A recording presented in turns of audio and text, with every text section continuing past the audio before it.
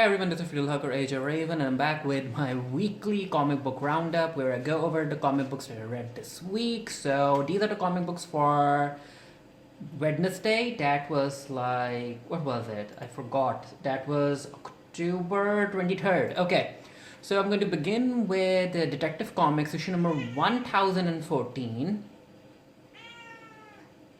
And of course, my cat's here for some reason. You know what? I'm gonna pause this for a second. There will be times I won't know where my cat is for like 2 or 3 hours, but when I sit down and start recording, she'll magically appear from somewhere meowing.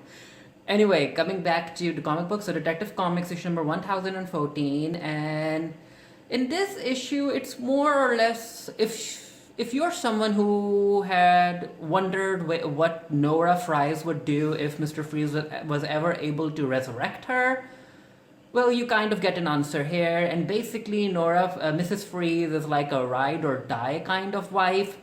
She ends up accepting Mr. Freeze for who he is. She actually thinks that Mr. Freeze killing a whole lot of people just to cure her is actually romantic. It was weird, but you know what? If you are into that kind of stuff, go read it. Then the next comic book that I read is Fearless issue number 4, and it's fun.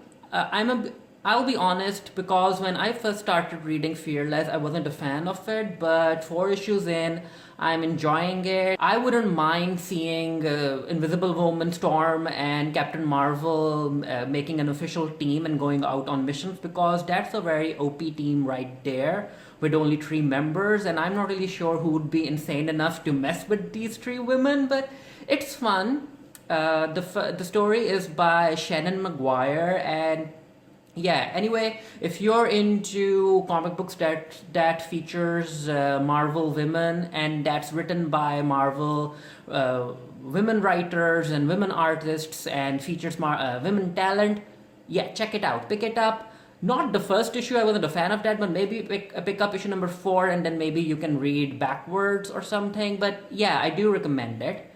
Then Marauders issue number 1. You all, okay, the debut of this new story by Gary Duggan or Jerry Duggan. I don't know. I don't really know how to pronounce his name, but it has already faced a lot of controversy. I did an entire piece about how I wasn't a fan of how Mr. Jerry Duggan ended up handling Goddess Storm in the new issue. And this story has also faced controversy regarding how the artists ended up basically whitewashing Storm. But putting all of that aside, the story itself is very fun. So basically, it's that because certain human territories or governments aren't allowing mutants to pass through the portals to get to Krakoa, Emma Frost ends up recruiting Kitty Pryde or Shadowcat, and she tells her to captain a ship, and by using that ship, Kitty can travel all around the globe in order to help the mutants who aren't able to pass through the portal. And she ends up recruiting Storm, Iceman, Pyro, the original Pyro, and I guess Bishop is going to join the team down the line. And it's fun, and also Kitty is unable to enter Krakoa for some reason, which, I mean, considering that Jonathan Hickman let us know that Moira doesn't want any mutants who have the power to see the future be present in Krakoa, it kind of makes sense that she wouldn't want someone like Kitty who can phase through walls and stuff to be on Krakoa as well, because she might end up learning about something that Moira doesn't want her to learn about. But there's a lot of potential in this series. It has already sold out, which much deserved. It's fun, and I'm looking forward to seeing what happens next. And also, there's a scene that features Kitty fighting a bunch of army soldiers, and whoa, it's so much fun because Kitty, due to her phasing power, she's a very deadly mutant. Then the next comic book that I read is by, I guess it's by Tim Seeley, if I remember correctly. Seeley and Betty.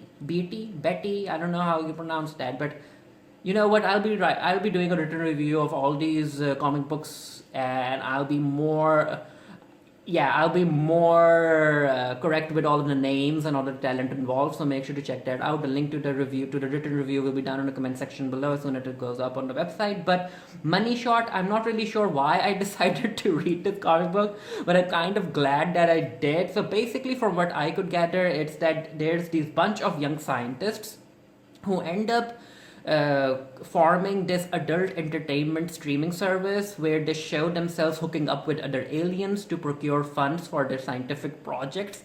It's so weird that it works. So you can give it a try if you want.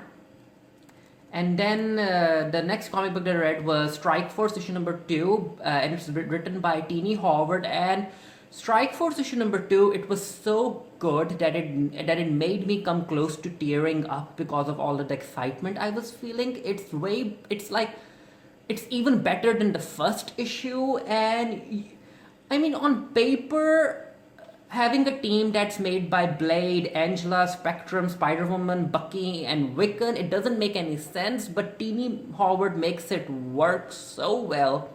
And the story about Blade and the rest of the team trying to figure out what to do with the Verdais continues, and they end up going to Las Vegas, and they end up making these teams of 2, and they end up going around Las Vegas trying to figure out what the Verdai are up to, and everyone's powers are showcased, and Wiccan ends up getting kidnapped, and I'm so looking forward to seeing what happens. And if you haven't read this series, pick it up. It's so much fun, especially if you're into the supernatural and superheroes.